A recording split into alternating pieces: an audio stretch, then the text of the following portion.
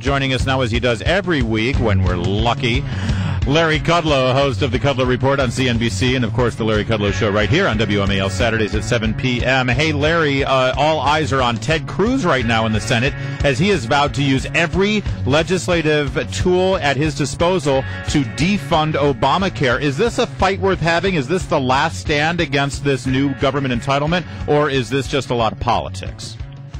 Well, of course, my heart is with him. My heart is with him. And we know that Paul Ryan today is going to propose in his budget to repeal Obamacare. I'm interviewing Ryan today, so I'm looking forward to having that conversation with him. Defunding, look, as somebody like myself who believes in total repeal, I oppose Obamacare. I'd like to repeal the thing. Does that include defunding it if you can't repeal it? I suppose it does. The odds are stacked way against it. In the Senate, it's not going to go anywhere. Again, my heart is with it. The problem with this story, though, is, first of all, it's the law of the land. The Supreme Court endorsed it. Obama ran on it and won in the election. I mean, those are the hard political calculations here.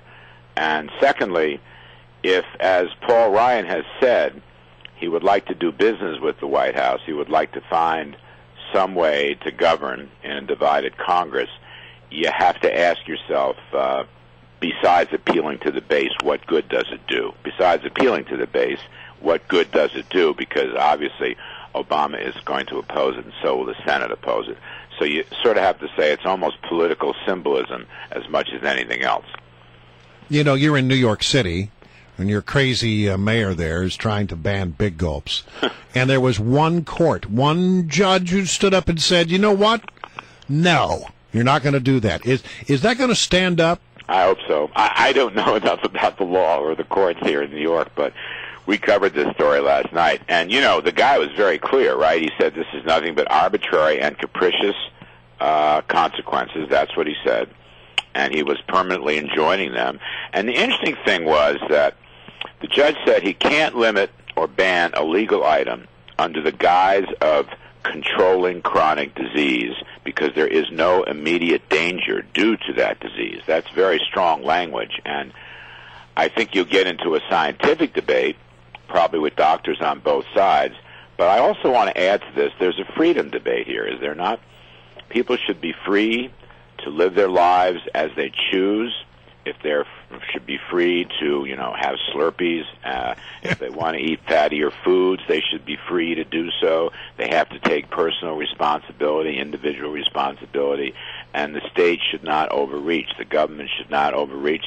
It's kind of like Rand Paul's arguments with the drones. Unchecked government is a bad idea. And I like that myself. I'm a free market guy, so I'm rooting for the judge. I'm not an enemy of Mike Bloomberg's, but on this one I completely oppose it. Yeah, and I was shocked to see that Starbucks was one of the companies really leading the charge here against this large sugary drink soda ban. You'd think it would be one of the institutions like Coca-Cola or Pepsi. Starbucks, not a brand really known for going against more left-leaning or big government things. Is that a signal that business overrides political leanings? Well, I don't know. I mean, we'll see. Ultimately, the legal decisions are going to prevail. Look, Starbucks Venti is what? 20 ounces, right? Yeah. So there you have it, and they've got all these sugary drinks in there. If I'm not mistaken, some establishments were exempt from this, which is an odd thing. I think 7-Eleven, for example, was exempt from this.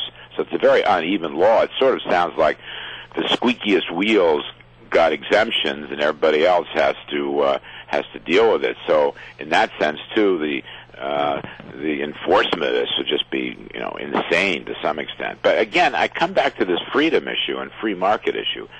I believe people should be free to choose, and I believe within the bounds of the law, people should be free to choose their own lifestyle. And I've always had problems with this nanny state stuff. And I think Bloomberg has been guilty of that on a number of occasions. I want you to listen to this audio from Bloomberg because you're so right, Larry. I really do think that's the big issue. And I think that there's a new libertarianism that's sort of sweeping the nation as a pushback to these things. Listen to how Bloomberg couched this. It's remarkable language. We have a responsibility as human beings to do something, to save each other, to save the lives of ourselves, our families, our friends, and all of the rest of the people that live on God's planet. Thank God Mayor Bloomberg is there to save me from my Dr. Pepper. I mean, we all have a responsibility to save our friends and ourselves and our family members, but that's different than the government. Yeah. That's different than the government. And that's the hidden agenda here that Mayor Bloomberg doesn't want to state outright because he knows how unpopular that is. And so we'll see where this thing goes. They're going to keep on appealing it, I suppose. Bloomberg's term runs out at the end of this year, so I don't know how it's going to work out, but I was delighted, to use Teddy Roosevelt's word, I was delighted to see that this thing was at least momentarily stopped. This is the price you pay, Larry Kudlow, for living in that fabulous city of New York. Let's talk about Dow real fast. Yeah, it's it looking keeps good. on Yeah. going. Is this a Potemkin village of a stock rally, or is it real? I think it's quite real, and I've said many, many times, profits are the mother's milk of stocks. Hang on to that thought. Profits are the mother's milk of stocks. And profits have carried this rally for 4 years. And profits continue to carry this rally. And so do pristine business balance sheets. And so does good cash flow from these companies. This is not about government. This is about the private business sector doing a great job, doing a good job for its shareholders and doing a good job for its other stakeholders. And as long as the profits continue to rise, there's every reason to believe the stock market is going to continue to rise. Probably, at the end of the day, the economy is doing a little better at the margins than we think. You saw the jobs report on Friday. Right. Did a little better. It's not fabulous, but it's doing better. Things like the ISMs are doing better. Housing is doing better.